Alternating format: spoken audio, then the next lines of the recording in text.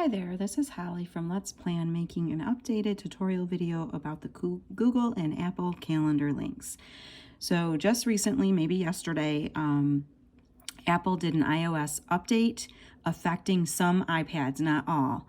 And what happened is there is a bug in the update, so it is not allowing the Shortcut app that would link your Apple links to your digital planner. So I've spent many hours today trying to figure this out, and I finally found a workaround because it is definitely a bug in their software and there's nothing I can do about it. So until this bug is ironed out, this is what we're going to do. And it's just a couple more clicks, unfortunately, but it's the workaround for now. Now, one thing I do want to say is the Apple and Google Calendar links will not auto-populate anything for you. These links are meant as a convenience to get from your digital planner to your calendar apps without having to leave your digital planner and open another app. Because Google and Apple will not give small digital planner businesses access to their software, which is understandable. So don't let any other planner apps tell you it's going to auto-populate, because it won't.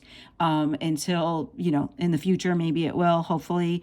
They will allow permission, but as of now, they do not allow permission for other people to use their apps in that way. And plus, this is a PDF, and that is an actual app, and there's a lot of technology between the two. Anyway, big headache. So let me start here. I'm going to show you the Google Calendar links first, so that my Google people do not need to watch this whole video about these Apple Calendar links and the new iOS update. So here is the front page. If you are using a landscape planner or a different color planner, all of them are going to work the same. So if you have a different planner, it will still work as long as you see this important little message on the front page before you add a cover, because not all of my planners have the calendar links. So it's only going to work with the planners that have these links. So let me go to, I'm in hyperlink mode in GoodNotes. So different apps, you might have to be in the mode to make the hyperlinks work. So make sure you're in the correct mode. I'm going to click on January. It's going to take me to the home page or the monthly page. And on every monthly page throughout the planner, you will have a G and an Apple icon. On every daily page, you will also have the G and the Apple icon in every weekly page. So let me click on the G here to show you what it's going to do. If you click on it, it's going to ask if you want to go to an external link, which you do. It's going to open the Google Calendar. Now, the first time you do this, it may ask you to what email you have linked to your calendar. It may not. Sometimes I get it and sometimes I don't, and I don't know why. But anyway, you will get this page. This is where you would go ahead and add the title that you want to put in. So let me just put test. And then you would go ahead and change your date. So let's say we want to do something on the 30th. And then you would go ahead and change your time if you wanted and click on save. Then it's going to show you the calendar. And so the 30th, I put the test, it's like 5:30 right now, yeah. So you would click on that and it says test. So that's how you would see that. That is it for the Apple Calendar links. It's very easy. That's it for the Google Calendar links. I wish Apple was this easy, but unfortunately they're not. So if you are using the Apple Calendar links, you will need to know the rest of this. So my Google people, you may leave the video. I'm going to go back to that first page. Oops. That tells you about the important calendar links and that you do need to have the Shortcut app for them to work. So you can get to the App Store one of two ways. I'm going to click here on this click to enable the links. It's going to take you to an external link, which is the App Store. It's going to ask if you want to get the app from the App Store, and I do. So click on this shortcut here. It'll take me, do you want to see it in the App Store? Yes, I do. Now, very important that you get this particular shortcut. If you go to the App Store on your own, make sure it's this icon. When you find that icon, click download. It's free because it's an Apple shortcut. So let it download and then click open.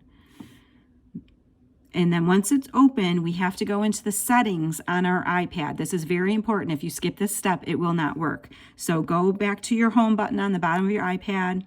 Go to your settings app. So find your settings. Mine's right here. If you don't see it, sometimes apps are piled up in the bottom, but find your settings.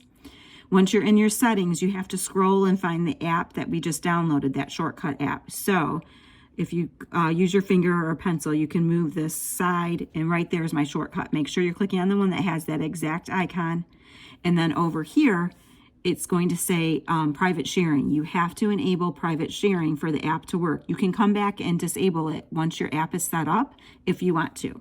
Once you have that private sharing turned on, go ahead back to your home button down here at the bottom of your iPad, and now find your GoodNotes app, or if you're using Noteful, find that. So click on your GoodNotes app. And then again, we have to click on the Enable Apple Calendar links to enable the shortcut. So go ahead and click yes again. And it's going to go to this page and ask you if you want to set up the shortcut. So this is where the issue happened with the update. If this update did not affect your iPad, at this point you would just click Add Shortcut. You don't have to worry about it. If it affected your iPad, you're going to see choose right here, like mine's showing, instead of the word GoodNotes. I had set up the app to work with GoodNotes. If you are seeing GoodNotes and you are using the Noteful app, that's when you would go ahead and click, type in Noteful. Right now, if I click choose, this is the bug. I can type anything in here, but it won't auto-populate anything. It just won't work. That's where the bug is that I can't correct because of Apple. So what our workaround is, we're going to click on this Add Shortcut anyway. So click on Add Shortcut. It's going to take you to the shortcut homepage. What you want to do is go up in the left top corner here, and you're going to click on this little square icon. Then it's going to give you this bar. Go down to My Shortcuts, and you can see it shows one here. If you're already using the shortcut app, you know, it might show more. Click on My Shortcuts, find the Let's Plan shortcut. It's going to be pink and look just like this no matter how many apps you have. Click on the three dots, and it's going to open the shortcut. Now this is very important. You do not want to be moving things around in this shortcut app, because then it might mess up any of the settings I have, and then the whole thing won't work. The only thing you want to click on when you're on this page is right next to open, this faded outward app here. Click on that. It's going to give you this drop down window. These are the apps stored on your iPad. Go to your app that you want your shortcut to work with. Mine is GoodNotes. If you are using Noteful, you could click it there. So click on GoodNotes. 99% of my users use GoodNotes, so that's what I'm going to use, and that is it. There's no confirmation or any way you can click save or do anything else. Once you have the word GoodNotes here, click your home button down on the bottom of your iPad here to get back to your choice of apps. Click on your GoodNotes app, and it's going to open. Now we're done. So now you would go ahead and click on one of your months to get to the link, and then click your little Apple icon on the page that you're on. You are going to let it go to an external link because we have to get to the Apple Calendar. Give it a second. First time you set this up, it goes through a couple pages. After you set it up one time, it just has to click through one page. Then you're going to get this little drop down here, and it's asking, do you want to set up a new event or a reminder? So let me set up an event so you can see how this works. Do you want it for the current date or a specified date? Let me just go to a specified date to show you. It's going to give you the calendar. You could change your calendar if you wanted to get into different months, and then depending on what day you want, you would just go ahead and highlight that day. You can change the time here, or you can do it on the next page. It doesn't matter. I'll just leave it how it is. You would click done. It's going to take you to the Apple Calendar, and then this is where you would go ahead and put a title. So you could put your title, and then you go ahead and click add. You can also change your date and time here if you need to. Click add, and that is it. Unfortunately, Apple doesn't give you like the Google Calendar. It doesn't show you that it did anything. So in order for you to see that it actually did it, which every time I've done it, it's always done it, but just to confirm, you can go to your calendar app and click on it, and then it will show what you just added. So what is this one? Oh, you know what? It's showing one that I added before, because I think I went to the 31st or January 1st, and it will show it on here. I've added a bunch of them today, but it will show it, and then you click on it and it will say test. So that is how you know. And again, these will not auto-populate for you. You will have to add the events both to your digital planner and to your calendar app if you want them in both.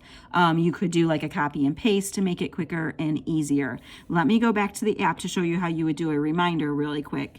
So you would click your Apple icon again, say yes, we're enabling it to go to the shortcut. So see how it only went through one page that time? So once you have it set up, it's going to just do the one page. So click on add a reminder. Now, if you do not already have, let me just hit test and then I'll explain. So you would go ahead and write your reminder title and then hit done. It's going to ask you which reminder list you want to send it to. So in the Apple reminders, you have to set up lists. If you haven't already made a list for yourself, go into the app and create a list. It's just a few clicks to make yourself a reminder list, and then you would just label it, whatever you wanted. So I'm going to click on Holly's Reminders, and it's going to, again, populate just like the calendar. So if I wanted a reminder for right now at this time, I would click done, and then it'll show you. It's going to pop up here. So right there's my reminder. So that's how that would work on, for any day. So a lot of people know how these work already, but that's how easy the reminders are. So that is it. So it's not too hard to use these apps. Unfortunately, the setup, because of the update, kind of made it more difficult today. So sorry about that if it has affected you. If you have any problems or have any questions, feel free to message me on Etsy, and I can help you. Hopefully this bug will work itself out and we won't have any more problems. But until then, let's cross our fingers. Thank you for watching.